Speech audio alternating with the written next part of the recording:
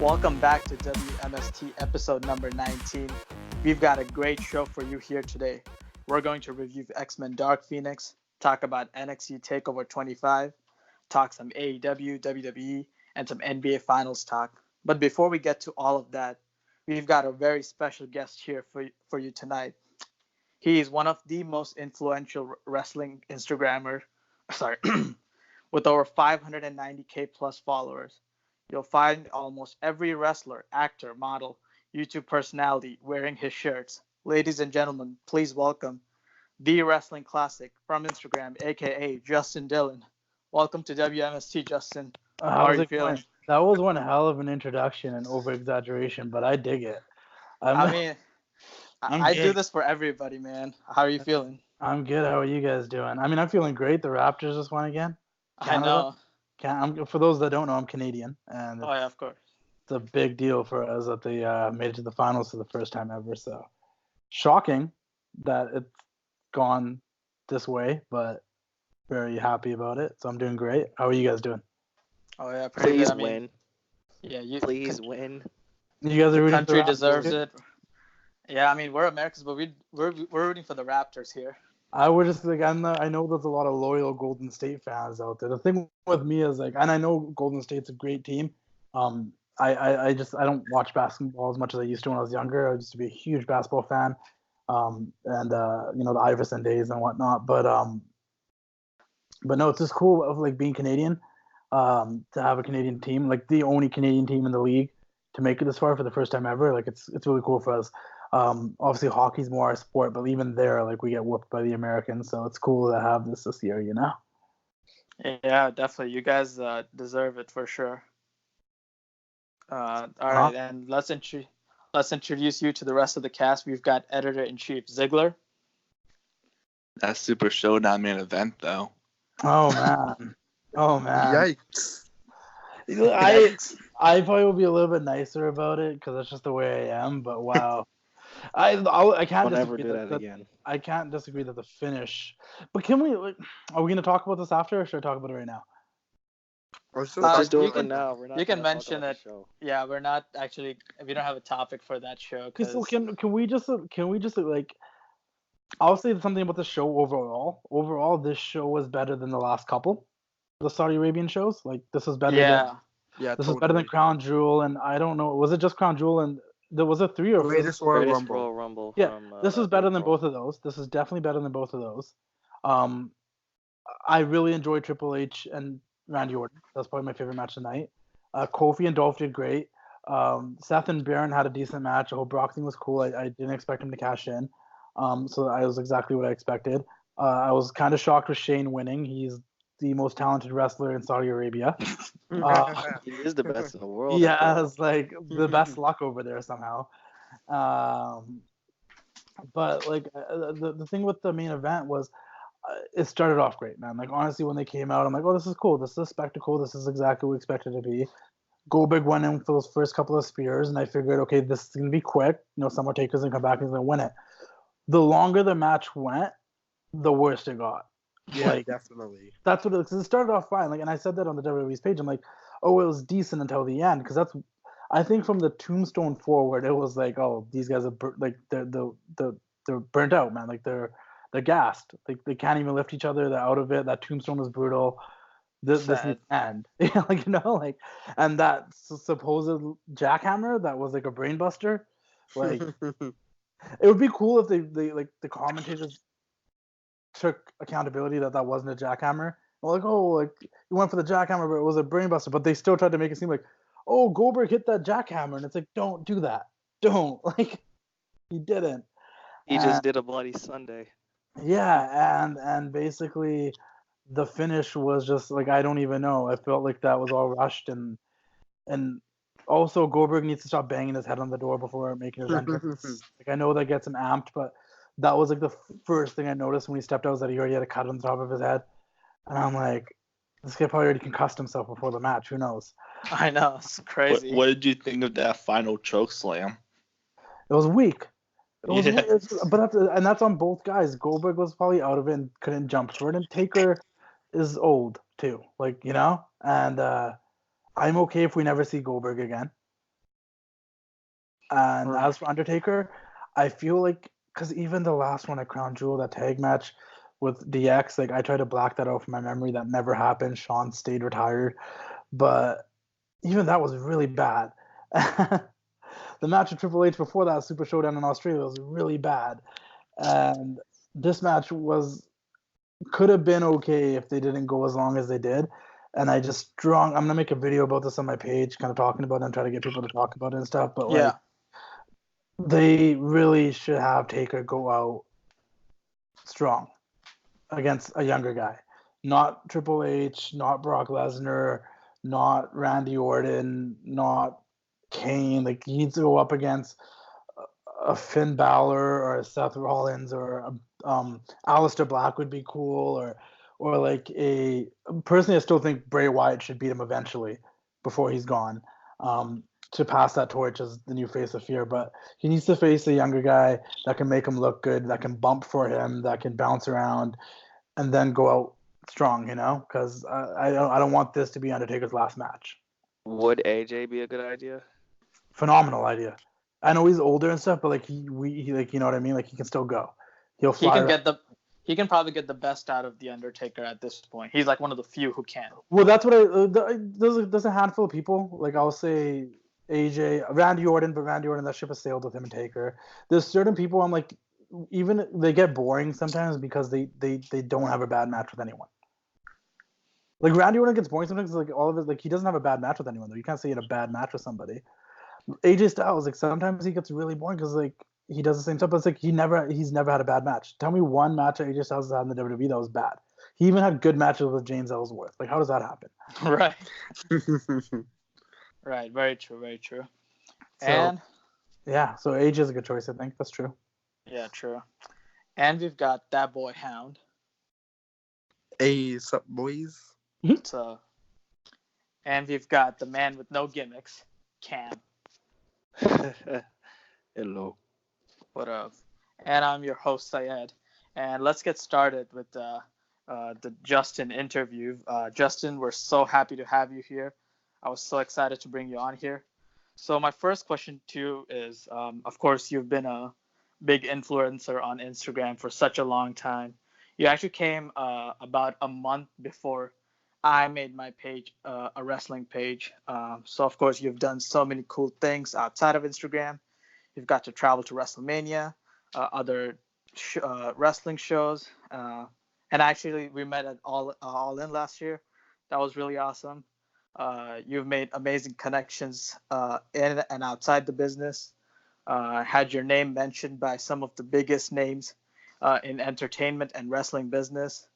And with no end in sight to your reign as the king of wrestling Instagram, where do you see the Wrestling Classic going from here? That's a really good question because I got a lot of things going on right now that I'm trying to make happen. Hopefully, I can't guarantee anything or promise anything, but it's that whole adapt or perish thing. I know it sounds cliche because evolution and Triple H and stuff, but it's true. If you remember, side like back in 2014 when we started pages, there wasn't those many wrestling pages. Now there's a lot, there's a ton, and a lot of them are the same, different but the same. You know what I mean? Like everyone's posting clips, everyone's posting videos, sharing their opinions and stuff. But my thing was always how to stand out and how to be different, how to grow. There's a lot of things I've done that others have done after. Like I remember starting a podcast 2015 before anybody from Instagram. Not saying I started wrestling podcast, but on the Instagram page I had a podcast that was trying to interview other Instagrammers and stuff. I was one of the first people to try to do that stuff, and now that's a really big thing that a lot of people do. I was one of the first people to post women on my page, like as a part of the page, like to make it a part of the page. And I've seen many other people do that too now. There's just so many things I've done. So it's like I've always tried to figure out what the next step is for me because I'll admit, like there's pages now that post clips and like classic moment stuff, and their pages are way better than mine. Like I enjoy Pipe Bomb News, and I think his page sometimes he posts better shit than I post. He just does, And there's that's just one example. There's other people like I'll never be as funny as like you sold out and that's rude or anything. They found their niche and stuff. It's I think for me the thing is I've always kind of wanted to find a way into the business. not just be the Instagram page. Like I have bigger goals. I think a lot of people they're happy being that Instagram page that networks with people and get to know people. And I feel like I've already passed that point. I've networked, I've met a lot of people, I've made a lot of good connections, and it's time to capitalize on that. I've done everything. I've done it all. I've done the T-shirt thing. I was one of the first guys to put up the T-shirts. I've done the podcast thing. I tried the YouTube thing. I've done the I'm gonna go interview wrestlers thing. I've done the I'm gonna do podcasts. I feel like I've done a little bit of everything that I'm always trying to figure out my thing that I actually want to go to, and I think it's more trying to be that voice in professional wrestling that people rely on to kind of start the conversation. Like, and if you've noticed, I've been doing that with a lot of my posts in the last couple of months, where I will pick a topic, I will give my opinion on it really briefly, and then I want other people to start talking about it, and then I say that I'll respond to them and I'll debate with them because I think starting the conversation and having people talk about wrestling in a positive place, because people do it generally on Twitter and stuff, but Twitter is so negative. Everyone's just complaining and everyone's a know-it-all. Where someone tries to debate with me, they know that I'm just going to agree to disagree with them. I'm not going to actually, like, it's not going to turn into a fight. I don't know everything, and that's my thing. I always say the only thing I know about professional wrestling is I know nothing at all, but I have opinions and I have thoughts. So I kind of want to lean more towards that, more towards the being, trying to be the voice and trying to create videos to create the conversation and elevate storylines and characters and things that are going on in matches. Like a lot of people might have seen Triple H and Randy Orton today at Super Showdown and saw it as like just a nostalgia act that they wanted for the Jeddah show and a throwaway match that they were just doing for Jeddah where like it made no sense why they're having this match. But my imagination looked at it as like this could be like the final chapter of this very long Triple H Randy Orton feud. If you go through the history and you look at everything they went through and how Randy Orton was the chosen one, and then Triple H turned his back on him when Randy Orton became the youngest world champion. And if you really think about it, Triple H always got the better of Randy Orton. Whether it was in 2004 when he first won the belt, Triple H ended up winning that feud. Whether it was at WrestleMania 25 time, Triple H ended up winning that feud. A lot of the times they crossed paths, Triple H got the better of Randy Orton. And then it came to a point where Randy Orton joined the Authority, and him and Triple H kind of got back together. But then when Randy Orton got kicked out of the Authority and had the feud with Seth Rollins, he never really did anything with Triple H. And then you go to Evolution Union, they seem like they're cool with each other. So it was kind of cool that they got to have this one last match so Randy Orton get the one up at Triple H. But a lot of people won't look at it that way. They'll just look at it like they won't look that far back and try to elevate the storyline and try to make this match more special or important to them. Because if you just go by what they portray on TV and the storyline they're trying to tell you on TV, like stuff's not that interesting. I try to make things more interesting to myself by elevating it with my own mind. I want to share my opinion, the way I see things with wrestling fans, so maybe they get excited and they get more. It's elevated for them too, so they enjoy it the same way I'm enjoying it. Because it's easy to watch a match and be like, okay, that was cool, like whatever, but who cares? But when you watch it from the perspective that I'm watching it, maybe you'll enjoy it more. You kind of get what I'm saying? So maybe doing stuff like that. Yeah, I definitely agree with you. I've been loving what you've been doing recently, like you said, creating a positive discourse between the fan base. Because I know opinions can be very nowadays, especially with everything so closed in. Every opinions can be so like negatively charged. So I like how you kind of put everything in one place and like have And a it's hard. positive spin. Yeah, right. For example, like let's all be honest here. The product in the past like month or so has sucked. Like I haven't properly watched Raw, SmackDown properly, to be honest with you. True. But I try to go and find the one or two good things that I've enjoyed about it, and let's talk about that. If everything else sucks, let's talk about the Firefly Funhouse. You know what I mean? Right. If everything else sucks, and if there's actually nothing to talk about, okay, let's pick something that's in the news. I don't break the news. I never want to Talk be about the Kofi as world champion, for Yeah. instance. I never want to be the dirt sheet guy. I don't want to break the news. I don't want to be like I'm getting the inside scoop. But if there's news out there, we can talk about it. If there's nothing else going on that's entertaining on TV, let's talk about Sasha Banks. And then the other thing, like a lot of people are such loyal WWE, hardcore WWE fans, like loyal to the fucking core. Like, so I don't know if I'm allowed to swear, but loyal, Go loyal ahead. WWE fans, right? Yeah.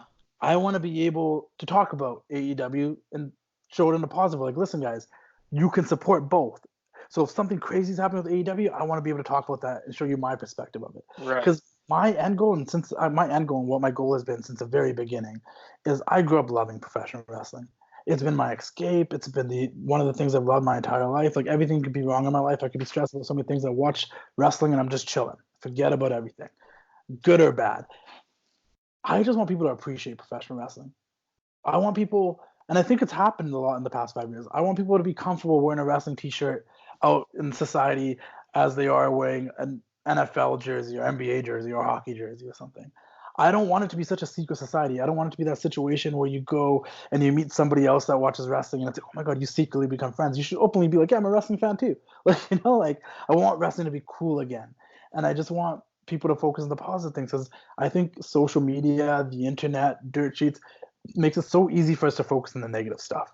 Like more people are gonna be talking about Undertaker and Goldberg being this really bad match and them yelling at each other backstage or something supposedly, than talking about the fact that we got to see Undertaker versus Goldberg, and like even though it's like 15 years too late, like up until that end half, it was pretty cool. It was pretty cool. Not gonna lie, it was pretty entertaining. I was like, oh, this is insane. Like people focus on the negative way too much, and I just want people to see wrestling in a positive way and appreciate it the same way they appreciate other things. It's entertainment, man. Like if you Yeah, watch for a TV sure. show, no one's complaining about the characters and the storylines and things that happen, but with wrestling, they do, and it's like I just want people to enjoy it. Yeah, that's such a great thing, man. Yeah, and like you said, you've grown up such a huge fan of wrestling, and I know you've talked with me and others about potentially even working in the industry, like WWE or some other promotion one day. So my next question and my final question for me to you is, what is your dream position to work in, either in WWE or AEW? Like, do you want to be a commentator? Do you want to be part of a creative, or I don't know, maybe you want to be a wrestler? What do you want to do? The Like, wrestler dream died a long, long time ago. I right, will say pipe dream, like a dream that probably will never happen, but it's like a pipe dream. I would love to be like in a role like an Eric Bischoff, Paul Heyman role, where you could be like a GM authority figure type of person. That's a pipe dream though. That'll probably never happen. More realistic dreams. Um, for the WWE, I don't think as the years have gone by, and from friends I've made that have worked there, used to work there, currently work there, um, and people that actually worked there have asked advice from. Like I've had a long conversation with one of the divas or female wrestlers that used to work there. Like I texted her, we started talking, I asked her some questions, and she right. went in depth. And she said to me, she's like, you know what, man, the one thing I'll say about the WWE, Justin, is if you were to work there. And this is why I kind of lean towards I understand where Sasha's coming from. I understand where Dean's coming from. I'm not a wrestler. I'm not saying in that sense. But I've been friends with people that were writers or executive producers. And when they worked there, they weren't watching the product because it's so corporate now that like they say that you might lose your passion working for the WWE. Oh, Like this passion that you have, you might lose it working there because it's so corporate. And I've heard that from a lot of people that have worked there, whether they're executive producers, whether they're writers. Um, while they're there, they're like, if it's a long stint, the longer they're there, the more they're like, oh, we don't even watch that much anymore. Like I didn't actually get back into it after I stopped working there and stuff. So I would love to work for the WWE. And I said this to that person too. I'm like, even if I was to work there and got fired like 2 weeks in, I just want to work there so I can say I worked there or I worked with them. I would love to do something like Sam Roberts and Peter Rosenberg got to do those things. Enough of a public figure that they have you on the kickoff shows or something. I would love to be able to kind of help with their social media and maybe do some digital media stuff for them, like creating content and stuff. I think those type of things would be cool. I don't know if I'd want to work creative there or any of that type of stuff. On the other hand, when I look at a place like All Elite Wrestling, I would love to do those same things, but maybe I would like to dabble with creative and stuff because it seems like it's not the same type of process as WWE, right? It's a little bit more free and open and shooting ideas with the boys and shit. Where the WWE seems a lot more corporate and like if you listen to that Dean Ambrose podcast, it's a whole situation if you're writing for the WWE. Uh, right. but I don't know, with All Elite, I'd be down to do anything to be honest. Like, and I've reached out to them too. I got a response from one of the Bucks, and it's they told me to hit them up down the road. I haven't properly hit them back up. I think now that Double or Nothing has gone by and whatnot, maybe I should try to hit them back up and talk to them. But we'll see. We'll see what happens. But I got some other things I'm trying to do just solo to try to build my own brand and name up. So maybe one day they just kind of want me more than me trying to get in. Right. Oh, I love that, man. Yeah, that's crazy that one of the Bucks reached out to you. I was gonna say, hey Cody, if you're listening to this podcast, hit up Justin. He's right here. Well, and it's crazy because this is the thing with the WWE. Like, I've made a lot of friends with people that work there too. But once again, Yeah. the wrestlers have told me, like, that one conversation I had with the one former female wrestler I used to work there. She said, like, dude, like, we all like you. Like, the wrestlers, like, a lot of us like you. We know who you are. We know you're not like that kind of mark. Like, we know that because we know you. We follow you. We've done stuff with you. But they're like, the suits don't know, and they don't like to hire marks. They're like, a lot of people that work for the WWE, like, they're not even wrestling fans, or they're like Right. minor wrestling fans. You know what I mean? Like, they like Right. she's like, that's the issue. They try to hire people that aren't wrestling fans. Where and I'm like, I totally get that. Like, and I'm like, that's true, because there's only been a few people that I know that were really big wrestling fans that got the opportunity to work with them, you know? And whereas, like, with All Elite, I feel like I have friends there too that work there. A lot of people that I'm friends with that work there that are on that roster. Um, Obviously, like, for example, like me and MJF, we go way back. I've Oh, known yeah. MJF before he started wrestling. He DM'd me telling me a story about, or he commented on one of my posts telling, and I have the screenshot of him being like, I was at college, I was scrolling through your page, and I realized that while I was scrolling through your page, I wanted to be a professional wrestler. Like, I didn't want to be in school, and he joined. Like, I have that, and now look where he is now. Obviously, I he's a know. gimmick. If you ever see us together, I'll probably be giving him the middle finger, I'll be giving me the middle finger, but we're low key, we're close. We're friends. Like, like, Right. we go Yeah, I way, mean, like, we have a special relationship. Like, and it's crazy that just by being this Instagram page I started in 2014, like, I have that with MJF, and I have that same kind of relationship with Mariah Mead, who just had a UK tryout with the WWE UK. right. I have that same relationship with other people that are just breaking into the industry or making big moves. Like, I was friends with them before they hit the certain level, and they look back and they still remember, like, oh no, Wrestling Classic was, he was there, he had my back, like, and it's cool that I have those relationships. Mandy Yeah. Leon, for example, like, there's a list of them. Right. Yeah, Yeah. that's an awesome list, man. But yeah, MJF probably listening to this podcast, like, you better not mention that ever again. Oh, definitely. He'll probably be pissed, but he's a man. Yeah. He's a dick. He's a douchebag, though. The more Yeah. he gets, the bigger of a douchebag he gets to me. So Yeah. he's big time in me now. MJF. Yeah. Wink, Big time in. Yeah. Yeah. Right. Yeah. And let's bring it over to Hound now. Okay. Hound, you've got the questions for Justin. Yeah, Go I ahead. got my questions ready. I just want to say that was like really cool. Like, I can't believe that like, so many wrestlers. That's like literally a dream of mine. Thanks, Okay, man. so okay, so like, I remember following you for like I've been following you for like years now. I don't know like exactly when, but like, I remember you posted like a bunch of pictures of your like wrestling collection of you in a bunch of wrestling masks. I think it was you. I'm pretty sure it was you. And then you posted like a face reveal or something, and you like quickly deleted it. I don't know. I don't remember the wrestling mask thing, but the face reveal thing might be a thing because I hid my identity for like 2 years. Yeah. I think I don't know. It was like a dark picture. Yeah, yeah, you know what it was at the beginning? It was when I first started my page. I didn't want nobody to know about it, like, in my actual inner circle of real life, like my friends I grew up with and my family and stuff. I remember making the page and going and blocking everybody. I blocked every single person on my personal page, and I started because I knew I was gonna have to be over exaggerated. I was gonna say some shit. I'm not really. That's not really my personality. Like, I'm saying some stuff that I probably wouldn't say in real life, but I could get away with it because it's social media. Yeah. And like, I always joke around that, like, the beginning of my page, like, I had my attitude era. I was doing stuff that like FC Dub guys were doing and stuff. Why do you think Lana and Eva Marie had me blocked? I wasn't, like, you know what I mean? I built my following doing the same stuff. I just, once again, adapt or perish. And there was a point when I realized more wrestlers were following me and stuff that I gotta kind of tone it down and change my direction and what I'm trying to do here. And then slowly friends and people started finding out. And that's like, okay, now I can be a little bit more of myself. The biggest thing that happened that changed that and why I started doing the face review and I started putting myself out there more was I sold a bunch of t-shirts, Wrestling Classic shirts, before WrestleMania 32, and I sold out. I made like, I think 120, and I sold out of all of them. And it was all my Uber money and stuff when I was in Dallas. And I went to Dallas, and we were walking to WrestleCon, which I do every year at WrestleMania weekend. A lot of legends and people that really aren't signed with the WWE are there, and they're doing autograph signings and meet and greets and all that stuff. And it's usually at the Hyatt Regency, and it was at the Hyatt in Dallas. And I'm walking into WrestleCon, and this guy walks out, and he's wearing a Wrestling Classic shirt. Has no idea who I am, never seen my face before. And I'm like, dude, that's my shirt. He's like, you're the Wrestling Classic. I'm like, yeah, man, that's my shirt. And I was so, like, secretive about my identity. Like, I didn't even take a picture with the guy. I took a picture of him in my shirt.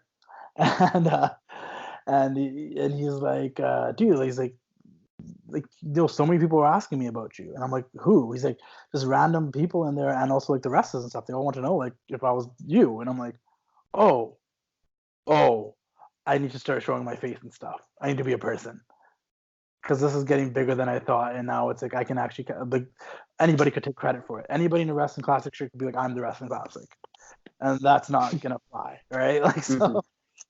That's how the face reveal stuff started coming out and why I hid myself at the beginning. And that's crazy because that means you followed me since way back. Yeah, I've been following you like way back. Not on the account I have now because it got like deleted because of some like bullshit with Instagram. Yeah. But yeah. How scary is that? I always get scared about that. Yeah, that was like super scary. That day was like I don't know. I don't like talking about that day. That day was rough. Yeah. So my real question is, since all this like drama's been happening on YouTube, I want to spill some tea, kinda. Sure. And I want to say, like, have you ever received any like backlash, like drama from something you've like said or like posted from like an actual like wrestler from like WWE or like another like company? Well, like I said, I've been blocked by Lana for posting like some old pictures she took way before her WWE career. Eva Marie for posting her being on this Mexican game show, basically doing a striptease. She blocked me like real fast. Kevin Nash one time commented, and Kevin Nash followed me, so I'm a dumbass. So Kevin Nash was following me, and he commented on Tori Wilson's page saying something like, "Oh, you got a beautiful smile" or something, and I thought it was funny, and I screenshot it and I posted it, and he blocked me. And but like WWE obviously gets mad about posting stuff all the time. I've had the copyright like take this down stuff before. I've never had it to the extent where they said they were going to take down my page, thankfully. But I still get scared about that all the time. But I have had like the appeal this if you want or just take this down. And if I had to delete, I've had to delete posts in the past myself. But I think the funniest one, I think because now it's over, it's a long time ago, is I think somebody was live. I think it was Rusev went live or something. And this is not that long ago.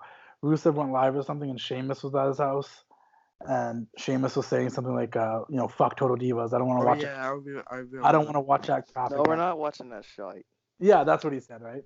So I posted that on my story maybe because I thought it was funny. I think like one of those other guys posted it, like the heel kid or something, and I saw it, and then I reposted it on my story.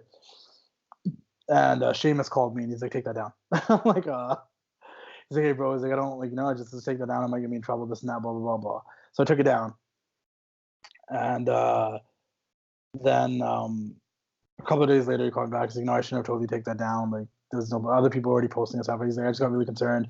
I know what I get a lot from a lot of people. Like, I even get this from other wrestlers that I know and stuff. They'll tell me to take things down because they're like, you have a bigger following and more eyes on your page. I don't know what that means, but I've gotten to that a couple of times. So afterwards, he called me. He's like, "No, it's all cool. Like, I shouldn't have told you to take that down. Or you can post it if you like and stuff." And then he made that little funny joke picture where he was tied up, being forced to watch Total Divas, and I was like, yeah.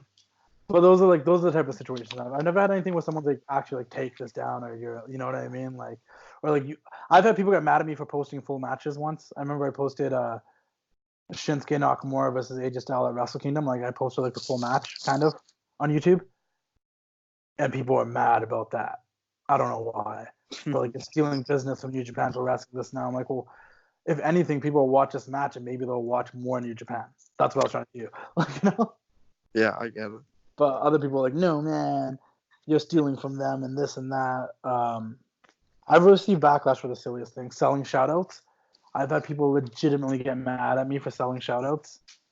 Like you're trying to steal money from your followers. But I'm like, no, if they're a legitimate business, or they're trying to do something, they got a podcast, they're trying to get recognition. Like I have a following that they can share their business or their service or their podcast or whatever they're doing with. What's wrong with selling shout outs for like 10 to $30? Yeah, I've gotten backlash for the silliest things. I've always just been that way just personally, just not to get offended by things. It's usually not your problem. It's usually the other person's problem. Yeah, I mean, yeah. You know what they say, if you're good at something, don't do it for free. Well, that's the thing too. Eventually, like I think everybody, and there was a time where I had to like DM a couple of other wrestling pages, like classic '90s wrestling, pipe bomb music shit, and I'm like, listen, man, you guys are messing with my stuff because if someone hits me up to post something and I say I'm going to charge them, they go to you guys and you guys say you'll do it for free. We should all be getting paid. This is stupid. Like, Right. because I like have 500,000 followers. Pipe Bomb News has like 200,000 followers or something, right? Dude, there are models that post bikini pictures on a daily basis or weekly basis, and they're making 8 to 10 grand a post, and they got Right. like 20,000 followers. What's Yeah, I up? see your stories. You post some pretty nice gals. Yeah. Thank you. That started because way back when somebody messaged me and they're like, I love wrestling. Oh, not somebody, a handful of people messaged me. And they're like, dude, and this is when I used to post a lot, like 40 times a day I'd post, and like Instagram was in proper order and stuff. And they'd message me, like, they'd be like, dude, we love wrestling. We really love wrestling stuff, but not to the extent that it clogs our entire feed. Like, we come on here to creep girls and stuff. So I was like, okay, we'll just incorporate girls to the page. I started using random chicks at the beginning. Then eventually certain chicks would start paying me and stuff to be on the page because they just noticed that the insights and the conversions there and stuff. And then a lot of these chicks I ended up becoming friends with. And if you notice, a lot of them are the same ones now because I've become friends with them. It's the same Janelles, it's the same Brits, it's the same Gabriellas, it's the same Tanishas. Like, I actually know these girls now. I've went to California, I've hung out with them, I've met their boyfriends. You know what I mean? Like, it's become a thing where it's like I try my best now to try to just use wrestling chicks, but every now and then I need to mix it up. And some of them support, like Renee Herbert, one of the twins. She follows the page, you know. Shelly Schulten follows the page, and I always think it's good to network with people outside of wrestling too, because like a lot of these girls, a lot of these models, I don't just post the ones that try to do ass and tits anymore. Like, if you're just trying to show your ass and tits and trying to make money off it, I'm not trying to do that. But if you're trying to be an influencer and a model and you got a YouTube channel, you're trying to be a singer, or you're trying to be an actress or something, like, yeah, I'm gonna be cool with you because one day you might become a big time singer or a big time actress or something, and we're cool with each other already, you know. So yeah. Yeah, Yeah. cause like that's like pretty crazy. Cause I think I discovered Mariah Mead by your page. Cause like you posted like some pic, and now she's like I think she's like in WWE now. Like she went to the performance center and she had like her first match like a few weeks ago. Perfect example. I saw this girl in a Seth Rollins shirt on Instagram. Did not know who she was. Slid in her DMs like a perv. Started talking to her. Figured out she was from England. Knew this was never gonna happen because she was in England. And then we just started talking wrestling. And honestly, it was surprising. Like, it must have been like in God's plan for her to actually respond back and talk to me. And we started shooting the shit. And I'm telling you, from her first conversation I ever had with this girl, she's like, no, I'm actually, because you know, you see girls wearing wrestling shirts, but you can't really tell if they're actually wrestling fans or not. Yeah, totally. But I creeped her page and I saw her dressed up like the Dudley Boys, her DX picture. Her 18th birthday cake was her WWE Championship belt. And I'm like, oh, this chick's a real fan. So I'm like, so I messaged her, I'm like, you're like an actual, like, you really like wrestling. I just thought, you know, and she's like, yeah, she was so passionate talking about wrestling, how she, you know, like, she wanted to become a wrestler and da da da. Like, this is the first conversation we ever had in like 2016. And she's like, yeah, I want to be a wrestler and this and that, blah, blah, blah, blah, blah. And we continued talking for years, like at least once or twice a week. We talk all the time. At the beginning, we talked almost every day. Now it's come down to like we talk to each other once, twice a week, or once every 2 weeks now because she has a boyfriend and she's busy. But but like we talked all the time, and like throughout the entire thing, I've seen her ups or downs. I've seen her lose faith in herself, thinking it wasn't gonna happen. I've seen her adapt, like try things, fail, go to training school, stop training there, didn't have a good time, found this one that worked. Like, I've seen her whole rise to where she is today. She was the first girl to rock a wrestling classic t-shirt. I sent her a shirt. You know what I mean? Like, and a lot of people will say they found it through my page and stuff. And I couldn't be happier for her, man. I couldn't be more proud of her. I'm not taking credit for anything. I will take credit for a lot of people maybe discovering her. But I can't take credit for any of the work she's put in, man, because she's grinding and she's actually doing the thing, and I couldn't be happier for her, man. But that's what I mean. And then I think people like are so quick to be like, well, this chick is like, even with her, they back in the day, like, what does she have to do with wrestling? Or is she even really a fan? Because she was too attractive to be a wrestling fan? Is that what you're trying to say? I'm very confused. Like, but look at this. The props to shout out to Mariah Mead. I'm very happy for her. Look where she's at now. She's gonna kill it. Hopefully she doesn't. Yeah. Hopefully she doesn't big time me like MJF. That's not. Yeah. It would be so cool to like see her at the next takeover show they had. I have I think it's like Cardiff. I think. I don't Yeah. know. Yeah. Wales, yeah. Next question. Yeah, go ahead. I think Cam, you're next. Go ahead. I'd hate to sound starstruck, but oh my god, I'm actually talking with the Wrestling Classic. We've talked before, so that's not even like. I know we've talked before. Like, yeah, we've talked before, but not voice to voice. That's true. That's true. Because you've been around for a while too. 2013, I followed in 2014. Yeah, because I started in 2014. So, but I feel like you're Unstable Nerd, right? Yes. Yeah, you've been around forever, dude. You've been there for like that's why like, I knew when he's a Cam Unstable. I'm like, oh, I know who that is for sure. And Wrestling Hound, I know what your page is. I know both of you guys. But like, just no, that's nuts, man. Yeah, it's great to talk to you, man. We've never talked in person like ever. Have you never hopped in a live stream or anything? Like, I don't think I've ever hopped into a live stream, but. What's your question? Question is, since you've actually known so many wrestlers, it makes you just think, how many do you actually know? I don't know. This is like one of those I lost count after 50 type things. No, listen, and I mean this in the humblest way, man. Like I still get surprised myself. You know what I mean?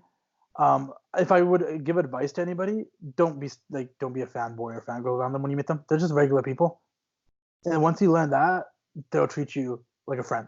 Like, because I think like I once again like there's a lot of people that are fans, but they'll be the ones that like hang out at the hotels or the airports trying to get pictures. Like I've never been that fan, so I think that's why I've been able to build these relationships with them.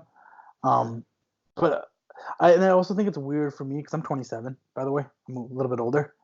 It's weird for me to meet someone that's like maybe 3 to 4 years older than me and be like, oh my god, you're Jinder Mahal, like you know what I mean, like. But I would be lying. Right. I'd be lying if I had said I still don't like kind of fanboy when I meet someone like Ric Flair or Bret Hart. Then I still kind of get those because those were my heroes when I was growing up as a kid. You know, then it's a little bit different. I don't know exactly how many. It's hard. It's not that I know so many. I don't know so many, but like if I have to like take in consideration like independent stars and stuff and like that too, like there's quite a bit because I've done a lot of stuff with indie shows and showing up there and trying to give them coverage and stuff. And I got to meet a lot of people that came through there. Like I've known Kyle O'Reilly for years because he used to wrestle here in Vancouver. You know, I know him. You know, and like El Phantasmo was in New Japan Pro Wrestling. Me and him are pretty close because he wrestled here in Vancouver. I've known him for a very long time. Yeah, so like it's like a lot of these guys, it's hard for me to like narrow it down. But I don't know. I can't like give a number. Let's see who follows me. Some of them don't even follow me. I know a lot of people like to mock or judge me off my comments off Carmela's page, where I give those over exaggerated comments saying I love you and stuff like that. But she knows about.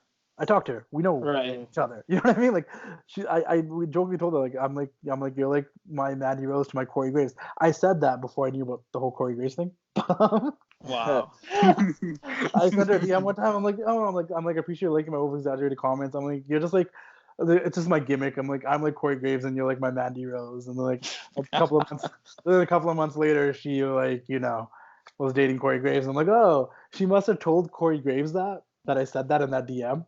Now, let me tell you a funny story. So, this is what I think might have happened. Okay, so I started like I don't know, like being the Instagram, like making Carmella my Instagram crush. If you followed me for a long time, you know that changes all the time. There was a time it was Brie Bella, then it was Sasha Banks, now it's Carmella. Like I'll pick a different female wrestler, like this is my Instagram crush, and I start like dropping funny comments and just post them. I remember the Brie Bella thing. Yeah, see what I mean? Too. So I go through phases. So I pick one of them, and I just go ham. That's what I do.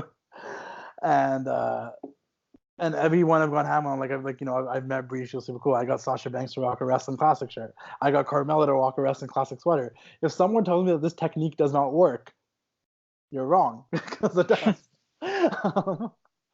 If you stand out, you will be noticed more. And the thing is that when I comment these things, it wouldn't work unless people were fans of the Wrestling Classic because it only works because I would comment these things and everyone would go like it. And then they realize that everyone's liking this one guy's comment. Why? Oh, he must be somebody important or something, Right. So because even back in the day, I tell everyone to tag Brie. So I think eventually Brie's like, why is everyone tagging me for this person, he must be important. You know what I mean? So whatever. So the Carmel thing happened, and I think it was her birthday. I just DM'd her and I was like, hey, I know you're probably not gonna read this. You'll probably go. So this was happen. This is how we first started talking. Now you'll notice I pop up in her stories all the time every time I post her and this and that, right? But and that's the thing. Like I learned this a long time. Just slide in people's DMs. Don't hesitate. Even if, and one of the other wrestlers, Danielle Monette, Summer, she told me, she's like, even though they might not open them, trust me, we read them. And I'm like, oh. She's like, trust me, we read. She's like, when me and her first started talking, she's like, I apologize for ghosting all your DMs, because she read them all. It's just until we met and we became friends, she didn't open them, and all this stuff happened. And now me and her are like really cool with each other. But Carmel, so I sent her DMs. I said this whole happy birthday thing, and that was where I said, no, I thank you for always liking my over exaggerated comments. It's just my gimmick. Blah blah blah. Corey Graves, Mandy Rose. Hope you have an amazing birthday. I'm a big fan. You always seem super cool with your fans and stuff. You deserve to have a great birthday. And she commented back saying, oh, thank you. Da, da, da, da. And then since then we've had back and forth conversations about certain things and whatever, right? And she's always posting stories. And if I messaged her when they're coming to Vancouver. I'm like, hey, I want to give you a sweater. Like, how do we do this? Da, da, da, da. She goes, it's really cool. I'll spot you out when you're here, and I'll grab it from you. And she did. When she was in the ring, I was like, yo, wrestling classic. She looked at me. She pointed at me. She came, grabbed the sweater, gave me a hug, ran, did her thing, right? And I'm like, oh, this is dope, you know? So anyways, the whole Corey Graves thing happened, right? It comes out that Corey Graves was like dating her, this and that. I'm like, oh, okay. And I was like, oh, fuck. And that was kind of weird because now knowing that she has a boyfriend, like he's fucking gonna read my comments and be like, who's this guy? Like, you know what I mean? Like, what a weirdo. Like, why does he keep saying this shit? Why does everyone know about him? Da, da, da, da, right? So I go to WrestleCon this year. In where was WrestleMania this year? New York, New Jersey, whatever. Yeah. So I go to WrestleCon this year, and Corey Graves and Renee Young are doing a signing at WrestleCon, which first time I've ever seen like WWE talent, like not like Jerry the King, like current young WWE talent doing a signing at WrestleCon. It was weird to me. And I was like, oh, well, you know, Renee Young, me and her have actually had a couple of great conversations. She's from Canada. I've been watching her since Point Snatch. She follows the page out to you and stuff. And she already followed at this point as WrestleCon came by. So I'm like, you know, it'd be really cool to actually introduce myself to Renee Young in person, right? So her and Corey were they had like separate booths, but they were doing like joint pictures if you want to take a picture with Corey Graves and Renee Young. So I was like, you know what? Like, I like Corey Graves. I'm a Corey Graves fan. I was a fan of him in NXT before he was forced to retire. And I know he gets a lot of flack sometimes, but I think he's one of the better commentators of the current era. I'm like, well, you know, I'll just go meet Corey Graves and Renee Young. So I paid the $50 or whatever it was to get a picture with both of them because I don't know them well enough to just be like, hey, should we take a picture? So I went up there and I paid the $50. And I started talking to Renee. I'm like, hey, I just wanted to like, I'm the wrestling class. And she's, oh my God, it's so nice to finally meet you in person, this and that, blah, blah, blah. And then I was wearing my wrestling classic jacket. And Corey Graves points to my jacket. He's like, hey, I know you. And I'm like, oh, crap. Oh, man. And he's like, he's like, I don't think I follow you, but I definitely know your page. I definitely seen it or something. And I'm like, yeah. I'm like, hey, how's it going, man? Like, I'm a big fan. and then we took a picture, and I gave them like TWC Worldwide pins that I got made from Lapel Yeah. Shout out to Lapel Yeah, dope pins and stuff. But I gave them both pins as like little gifts, right? And he's like, I definitely know you, man. He's like, he's like, the wrestling page, and then I think we put two and two together, and then he followed me, and then every post I put up of Carmella he likes and stuff. So I'm like, oh, he knows. He knows. I don't know when it happened, but he must have like after that signing was over or something, and he probably still had the pin on him. So he's like, "Oh, the wrestling." He probably looked it up, and he's like, "Okay, this is that guy. This is the guy that probably told he like." And I'm sure Carmella's probably like, "Oh, this kid told me that like he's the Corey Graves to my Mandy Rose or something." I'm like, that's so cheesy but funny at the same time. And I've talked to Corey since then. He sent me one of those shirts that they put out and stuff. He's cool, but it's funny that that's probably how the connection got made because of my obsessive tweets on Carmella's posts. Yeah, for sure. He's just like, yeah, I know you, man. I know you. So I'm like, oh crap. I was like trying to play it cool, like Carmella, yeah, she's all right. Like, like you start sweating and start pulling at your collar, like please don't hurt arms me. start to get heavy. Of course he knows who I am. Like, of course he knows. It's funny. Yeah. Sorry, Cam, did you have a second question? Yes, I do. Go ahead. Yeah. I often think about how my impact and fame is like the fame comes to me hasn't come to me yet. Like I still don't know that I'm actually that much of an influential person. Does that happen to you? I doubt myself all the time. I sometimes I don't get it. There's been many times where I don't get it. Like, I think what we forget is that we do have a voice and influence over a community of people. And what I had to start thinking was, how many followers do you have right now, Cam? I think around 59K last time I saw it. Okay. I'm actually at 56.5. Oh, Okay. No, 56.6. So okay. So imagine an arena with 56,000 people in it, and you're the center of attention. They're waiting for you to post something, they're waiting for you to say something, they're waiting for your opinion. There's people right now, there's maybe not the whole 500,000, because I think a lot of these people are just duds and they aren't that active and stuff, but there's a portion of people that are waiting for me to post about this Undertaker Goldberg match and hear my opinion. And sometimes I need to remind myself of that. Because sometimes I'm like, oh, nobody even cares. What am I even posting? But you have an audience, dude, that you built.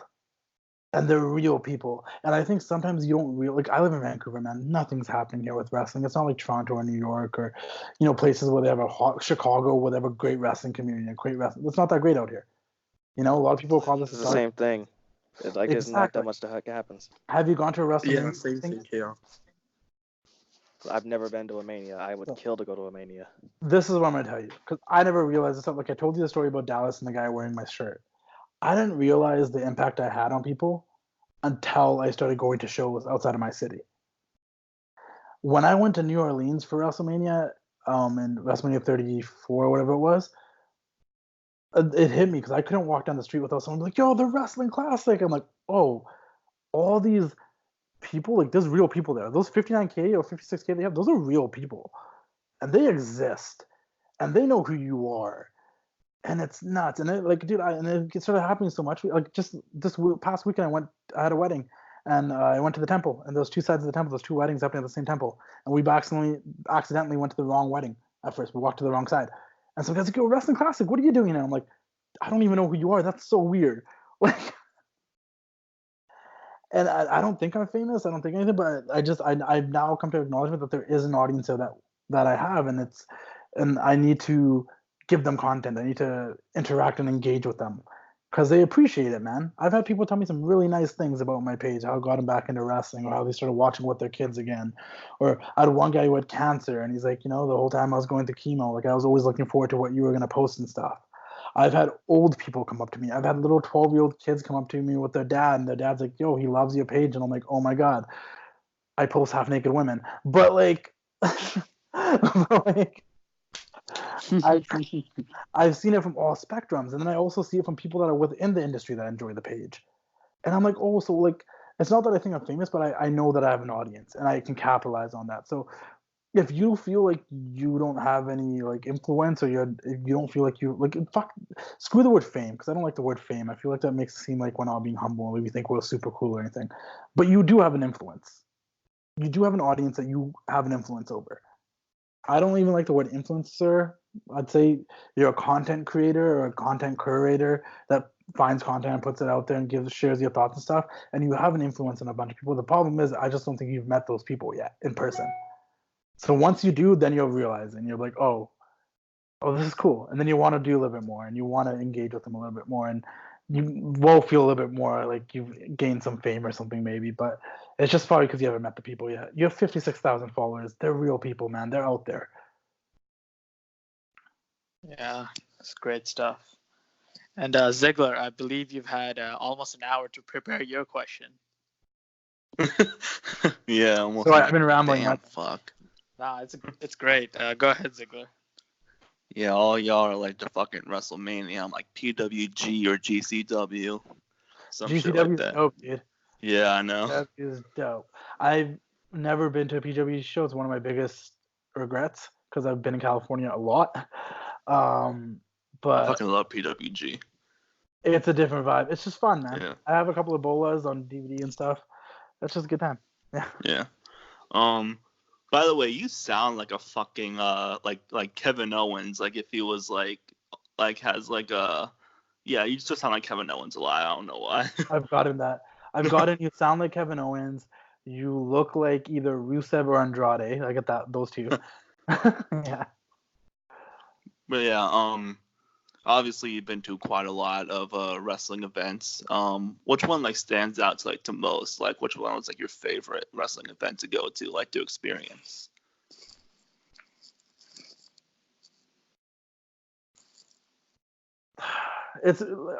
Everything that I've been to recently has been fun and cool and great. Don't get me wrong. The WrestleManias have always been great. WrestleMania 32, I know a lot of people hate on the WrestleMania because I was there live. I really enjoyed it. Um, it was the first time I got to see the Undertaker enter WrestleMania as the dead man, which was something I really wanted to knock off my bucket list for some reason. Um, I don't know. It's really hard, but my point is, like, I've been to a lot of events in recent history, like in the past 5 years of the Wrestling Classic and stuff, and Daniel Bryan's retirement, that episode where they did the championship coronation and CM Punk and all those guys were there between Cena and Randy, and like all those are really memorable and stuff. Being at Madison Square Garden for the Ring of Honor show this past WrestleMania season, having the backstage, like all that stuff's cool. But I do believe like nothing, like wrestling doesn't impact you the same way it does than when you were a kid.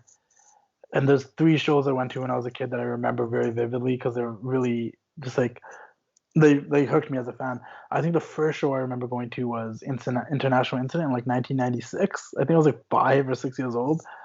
And it was like Shawn Michaels, Psycho Sid, and Ahmed Johnson versus Owen Hart, Vader, and the British Bulldog. It was just I was a kid, but I remember that main event and just being like, "This is so great! I love this stuff." Year 2000, I went to a Monday Night Raw here in Vancouver, and like that was the like American Badass. Undertaker just came back. The Rock was hot. Triple H was McMahon Helmsley faction, and like Kane returned or something. And it was like so cool. And then I think my favorite, absolute most favorite show that hooked me as a fan, and just because it was my first WrestleMania, was WrestleMania 19 in Seattle. I didn't have great seats. I don't have a bazillion pictures because it was the disposable camera era. It wasn't like everybody had a cell phone and a camera 24/7. And to see Hogan versus Vince and Piper return, and to see Austin versus The Rock and Lesnar versus Kurt Angle, and I was so into it at that point too. Like I was like a different level of into professional wrestling. That is, yeah, probably my favorite. Michaels show. and Jericho, I think Michaels too. and Jericho, dude. Yeah. It just was a stat. I think it's a very underrated WrestleMania. I don't think people give enough. Like everyone talks about 17 all the time. I don't think WrestleMania 19 gets enough credit. It was like the It's end my of the favorite. Attitude Era. It was like the end of everything. It was like all the eras mixed together because you had Hogan and McMahon, which was like that 80s era, you know? You had Austin The Rock, which seemed like the final goodbye to the Attitude Era. Then you had like guys like Kurt Angle and Brock Lesnar, which was kind of defined that ruthless aggression era, at least for the SmackDown brand. And then you had the past versus the present, like with Jericho versus Shawn Michaels. Like it just had a little bit of everything. Had a little bit of everything. Yeah. Also, yeah, shit. What's your Did you go to Double or Nothing or not? I did not go to Double or Nothing. Went to All In. I unfortunately did not Okay. go to Double or Nothing. Yeah. What did you guys think No, about? about Double or Nothing? Yeah. It was pretty crazy. I wanted to talk to you. Like, what was your take on like John Moxley's debut and everything like he's doing now, like with NJPW too, winning the IWGP US Championship? When the Shield first came to the WWE, I'm not gonna sit here and be like I was a CZW fan and I knew all about John Moxley before he came. I will say I did come across his promos on YouTube before, and I'm like, yo, this guy's pretty cool, man. He's a sick promo. He came to the WWE when the Shield made it, and you gotta remember, like, I was a Ring of Honor fan, so I already knew who Tyler Black was. I already knew who Seth Rollins was, so he automatically was like my favorite when they showed up. Didn't really care or know about Roman Reigns. I'm not a Roman Reigns hater. He was like my least favorite out of the 3. It was Seth, Dean, and then Roman, and I think it's almost still that same way. And but when Dean came up and when Dean was originally in the Shield, I'm like, yo, this guy has so much potential, and he was killing it in that first like couple of years with the Shield. Like he was still Dean Ambrose, John Moxley, Dean Ambrose. And as the years went by, he did get goofier and goofier and things like it just everything he said in that podcast is true.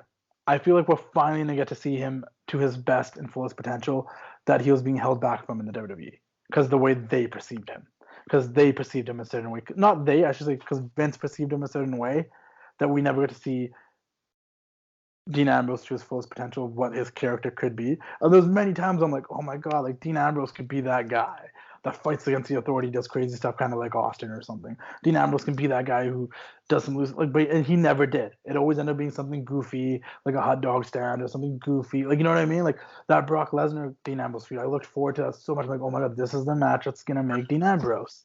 I'm like, Brock's gonna kick the living shit out of this guy, and he's gonna keep getting back up, and it's gonna come to the point where Brock's still gonna win, but everyone's gonna have a new respect for Dean Ambrose. But then the match did not live up to that hype. It was nothing like that.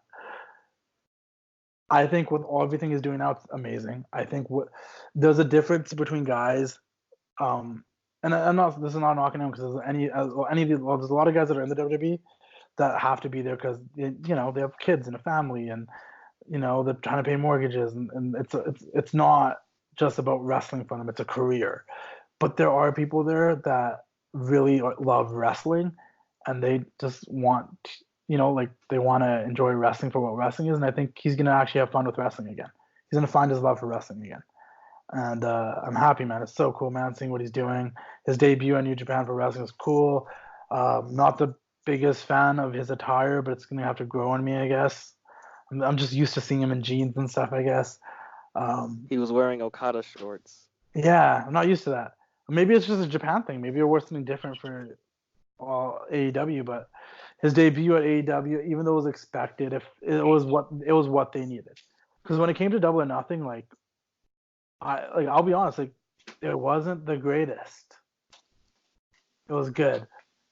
The end half was great. The Young Bucks match with the Lucha Brothers was great. Omega and Jericho was great. Cody and Dustin was great. There was a lot at the beginning I just didn't care for. The Joshi match was great, but we're not familiar with them enough to really care. Right. The women's match was great, but there's no. I know they're trying to push Breaker as or Kylie Ray, those two as the main two, but there's no one that really stands out yet.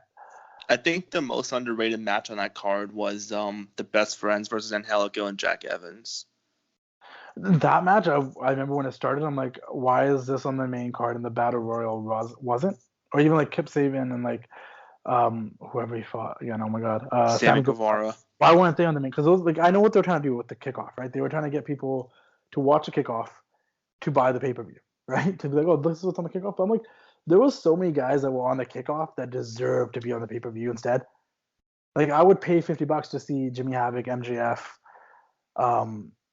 Hangman Page and all. But Joey Janela. You know what I mean? These are guys that people are actually already familiar with. They should be on the pay-per-view. But I get their motive. I get what they're trying to do. But yeah, that tag match, the Best Friends versus that ended up being a really good match by the end of it. And that's the thing. The quality of wrestling was great. I'm not going to dig any of the wrestling that was on the show. It was just more of the production stuff. The commentary, besides JR, was kind of not that great. But you can't dog them. This is their first show, man. It's only going to get better. There's just certain things that stood out to me. I was like, because it's easy to sit there and jump on the bandwagon and support every single thing AEW does without a fault. But if we're going to be critical about the WWE, we got to be critical about these guys equally. Everything needs to be equal. For sure.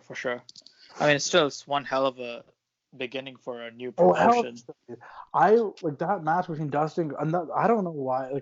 I knew that Cody was good when he was in the WWE and stuff too. He's always been good. Oh yeah, for sure. But he's been great. Oh yeah. Outside of it, I think that was Cody's best match. I think because I've never been really been a big fan of his Cody, but I think this match really turned it around. I always liked him. I was about same thing. I was never a big fan of him. I always liked him. I'm like, he's dope. He's cool. When he's in the WWE stuff, I'm like, oh, he's very talented. Look what he's doing with the Stardust stuff. He made it work. He's talented. But I think, and it's not even since he left. It wasn't until I think maybe All In, when I'm like that match with Magnus. Magnus, Nick Aldis. I'm like, yo, that had a big match feel. They made that feel important. And that was one of the if you ask me about All In, what things stand out to you, that's probably one of the major things that stand out to me was because I'm an old school wrestling fan. I love that storytelling. Tell me a story in the ring. Give me I don't care if you do flippy shit and do suicide dives and oh my god, look like I did a Phoenix Splash 450, blah blah blah blah. That's just cool too. I love that stuff. Don't get me wrong. I'm not hating on it, but you can do all that stuff and have a great match, but I'm not going to remember it 6 months from now because I don't remember what the story was. Like, what I've seen Cody be doing now is every single one of his matches has a story to it. And I think when you invest in the story, like the wrestling doesn't have to be that great if you're invested in the story, to be honest. Like you can, if you know how to work the crowd and get people invested, then you don't have to do so much. Like you don't have to do all these suicide dives if you can just get the people invested with the story you're trying to tell. Look at Bret Hart versus Stone Cold at WrestleMania 13. They didn't do any of that stuff. It was just the story they were telling. We were so invested. And that's what I think Cody's been great at since he's left the WWE. He's had matches like him and Nick Aldis, great story. Him and his brother, Double or Nothing, such a good story. I was invested in it so much. And look at it. Look what match I'm talking about the most. Like the Lucha Brothers and the Young Bucks was a great match, but I'm still talking about Dustin and Cody. Jericho and Kenny was a good match, but Dustin and Cody stood out to me the most because the story. I'm gonna remember that story the most. Yeah, for sure, man. Got Great 5 insight. stars from Meltzer, I think, right? Did it? Yep. Meltzer gives everything the Young Bucks does like 5 stars. It's Yeah, true. I got 5 It stars. wasn't the Young Bucks, it was Cody and Dustin. But everyone's different. Well, Though. he Don't get me gives wrong. everyone in the Bullet Club. Like everyone is different. Though. Some people don't care about the stories and characters; they just want really good matches. Yeah, I love the stories. They're I like just amazing. I just lean more to characters and storylines. I love Yeah. both. I love both too. Like I said, I will like a good match as much as the next person. If someone has a really good match, I'm like, hell yeah, that's a great match. But I just mean like I won't say I'm gonna remember it down the Yeah. road. That's like I don't know. There's something to it. Yeah, you know? you can say the story is more of a substance thing where you will remember the story more than the match Well, a for week, a example, month from now. Well, this is the WWE problem because they have way too many shows and way too much content and way too many hours of television that they put out every week. Right. But how many really good matches do we get on Raw? We get a lot of really good matches on Raw that involve guys like Seth Rollins and this person. Like we got some really good matches. I don't remember any of them. I can't even give you an example right now because they're just Yeah, really like- good matches. What was the story? Like, Who cares? you know? Right. Yeah. I think Ricochet and Cesaro was on Raw, if I'm not mistaken. Yeah. Oh yeah. Story. Yeah. Durr, I'm the Really good champion. matches. I need a challenger. Yeah, really good matches. But 5 months down the road, we'll probably not remember them. Right. Exactly. Yeah. We'll actually talk more about WWE and its problems when we talk about some things we can do to improve WWE. But yeah, let's move on. Thanks, Justin, for your interview portion, and hope you stick around for our other topics. Oh, definitely. Let's rock and All roll. right, for sure.